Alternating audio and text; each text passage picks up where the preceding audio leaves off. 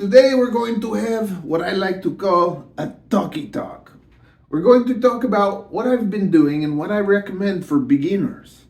Then we're going to talk about the things I have learned lately and what we're going to be doing. Make sure you smash the subscribe button, and I'm going to go back to just being regular Matthew. We've been working out pretty consistently for the past couple years. We've lost a lot of weight. I think we've put on a decent amount of muscle. I feel good. I'm the strongest I've ever been. So we've done a good job. We've done this kind of by picking our body parts and then doing 100 reps each. And that's kind of been my system. I like to do chest and biceps, and that's kind of like the glory days. So we do 100 curls, and you can start off by doing 4 sets of 25, and now I'm usually at 2 sets of 40, 1 set of 30, because that way I can break up the body workouts. So I'll do my 40 curls, my 40 hammer curls, and then my 30 of these overhead curls. Chest is like the best, right? So we break that up. We'll do 40 flies, then we'll do 40 incline, and then we'll do 30 flat. Or if we're at the gym, we'll do the incline, the flat, and the decline. And that's the arms and chest days. Volume means you can change so many things. So you could do heavier weights and do 10 times 10, but that to me, it's wasting time. I like starting off with 4 sets of 25, and then later taking it to 3 or 2 sets of 50. And when you do 2 sets of 50, you feel good. And because of all this volume training, you're not really hurting yourself because you can't grab a weight that is too heavy. You can't curl something 25 times that's too heavy. You end up warming up your muscles well, and you end up really kind of building up your mind to body connection.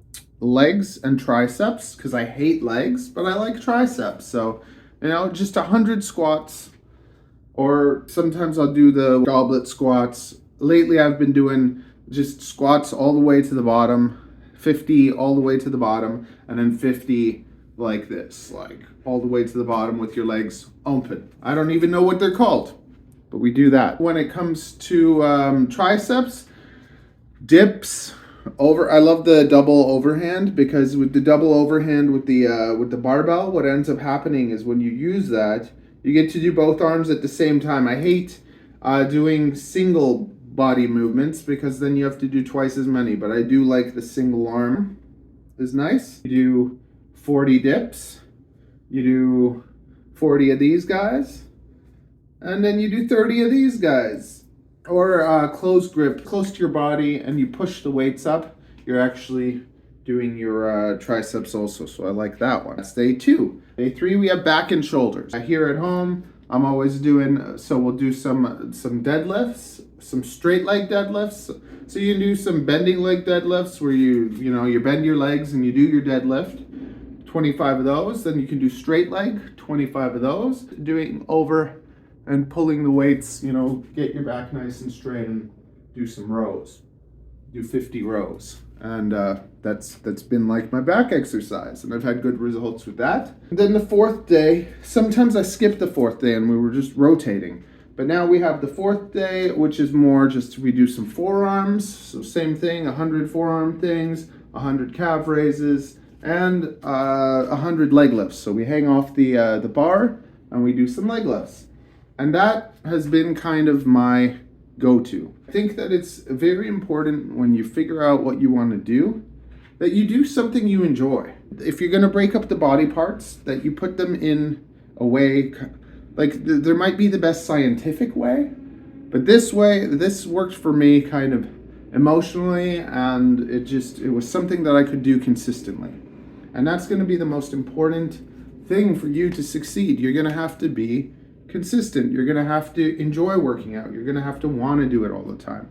And I've done crazy workouts before, like P90, where I'm working out every day for an hour, and it's too much.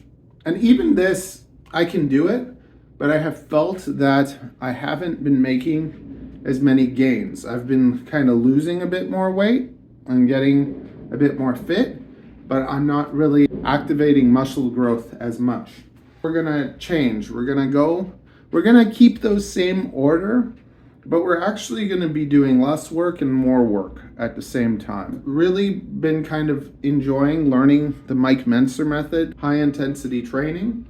So now we're gonna be working out every second day.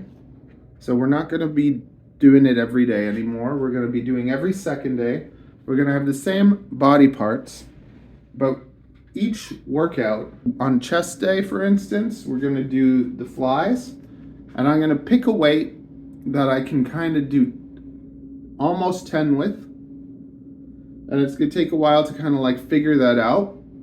And then we're gonna do a weight that basically has me failing just after 10, and we're gonna do the one set. So we're gonna do the one set of flies, then we're gonna do the one set of incline, and then we're gonna do the one set flat.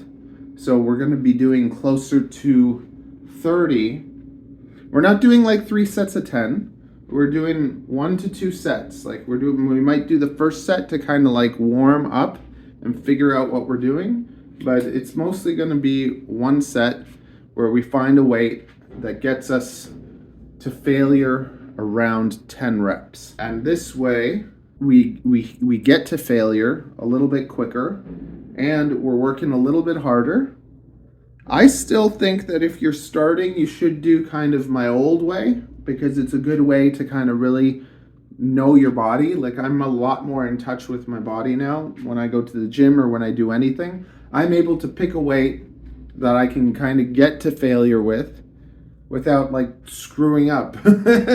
Whereas if you were just starting and then you grab a weight that's too heavy or something, it's very easy to hurt yourself or to do something wrong. So I'm still like very in control of my body now, and I think that that's very important. You don't want to be a superhero or grab more weight than you can actually do. You want to grab a weight that's going to kind of get you to failure close to 10. Let's say you get to 8 reps and you fail. Great, but I kind of want to get to failure around 10 to 12 reps. Now we're doing around 30 instead of 100, but it's a lot harder, so we fail faster. But when your body fails, that means that you're going to activate the muscle growth.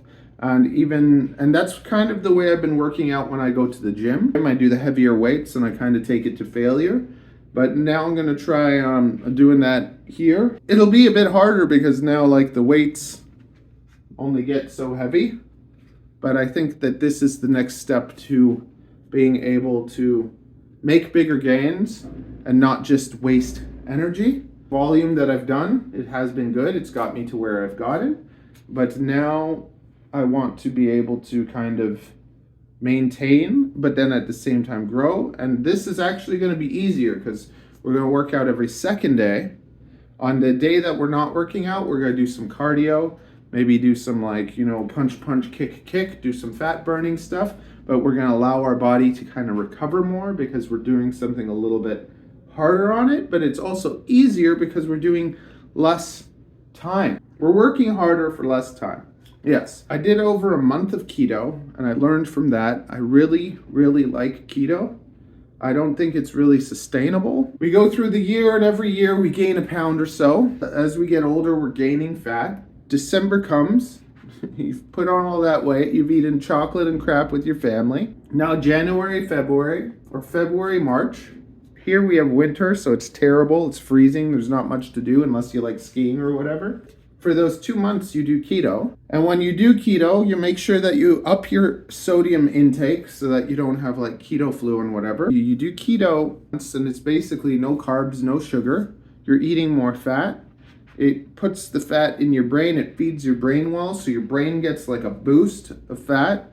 Your teeth start feeling amazing because there's no sugar eroding at them. It's hard. Working out is difficult. You don't feel as strong because carbs kind of give you more energy. Your body goes into ketosis, and then your body is using your fat as energy. So that is gonna burn, like that took a lot of fat off of my body.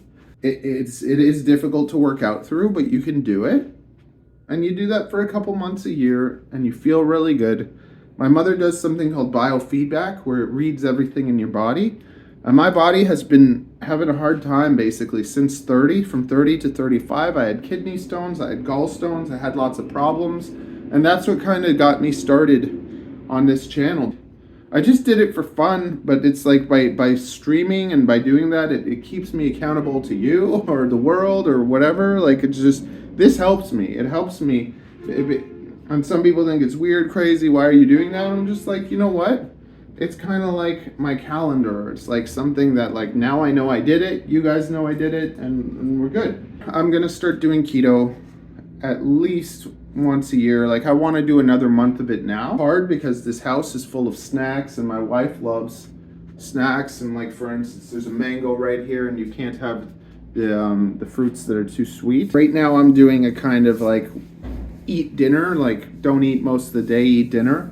I want to try doing the whole pound of protein per body muscle, and it's hard for me to get that much protein in my body without supplements, and I don't really like supplements. I take creatine and all that stuff. I like that, but I find it's so hard to just not eat snacks, and it's harder to have a few snacks than it is to just not eat snacks altogether. So yeah, I don't know. I need to just tell myself just no snacks. Like, just don't eat any snacks. Don't eat any processed food.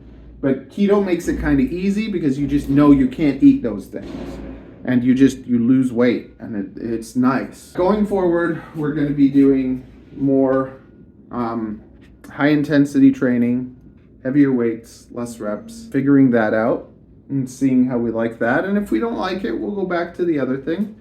But like I said, the most important thing for you to succeed is to make sure that you are consistent. If you're consistent, you'll get the results. It's not about doing some crazy thing for a month or two.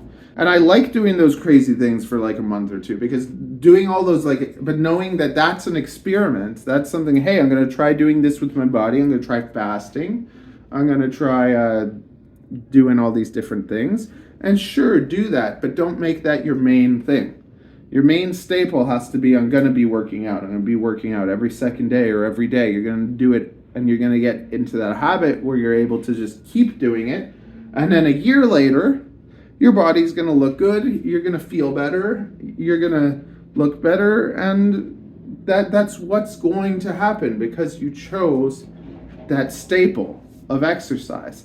And then all the different types of exercise, all the different ways of training, all the different ways of dieting, like, those are the things you can play with. Those are like your toys. It's like, I'm going to work out all the time, but how I work out can be different. I can find someone doing this and I can do that. I can find someone doing that and I can do that, and you can try all these different things. I personally made that volume exercise for myself because of doing P90, and P90 I felt was similar. You're doing a lot in a little bit of time, but it's still a bit too much. Who wants to work out for a whole hour? Who wants to go to the bloody gym and like have to spend half an hour going to the gym, half an hour coming back? Later, I think we're going to be playing with calisthenics and stuff. So we're going to keep experimenting with all sorts of different things and figuring out what works best for me. And you got to figure out what works best for you. Like, I really do like keto. Yes, my mother does the biofeedback. So she makes you hold this thing. It reads everything in your body. After doing keto for a month, I had the best results I've ever had. My body has like done a lot better. I also have a umbilical hernia that really gives me problems when I'm over 200 pounds. So I'm trying to get myself to like 190, and I'm at like 197. So I want to get to 190. I want to lean out a bit more and build more muscle. And I'm 39 years old, so I'm just about 40, but I want the next 10 years to be the best years of my life. I want to be like feeling good and feeling alive and progressing. If there are things that like you have tried that have really worked for you, share them. The no sugar, it's amazing. It makes your teeth feel good. Another thing I noticed was doing the keto, I stopped farting so much, which I thought was weird. You'd figure you eat fat and cheese, you'd be farting like crazy, but the cheese and fat, it didn't affect me that much. I think maybe not eating the bread. I think maybe lots of us are wheat intolerant or something. As soon as I started doing keto, I just stopped farting. So I thought that was kind of interesting. I kind of want to do something like in between, mostly like keto, also being able to eat fruits and stuff that are sweet, because that kind of sugar, it's not that bad for you. It does take you out of ketosis, but just kind of trying to eat just real food. If you eat more vegetables and you eat more real food, you have a bit of rice and potato, it shouldn't be that big of a deal. I love pasta. When I came out of keto, I ate 2 bowls of pasta and I got sick. I felt terrible.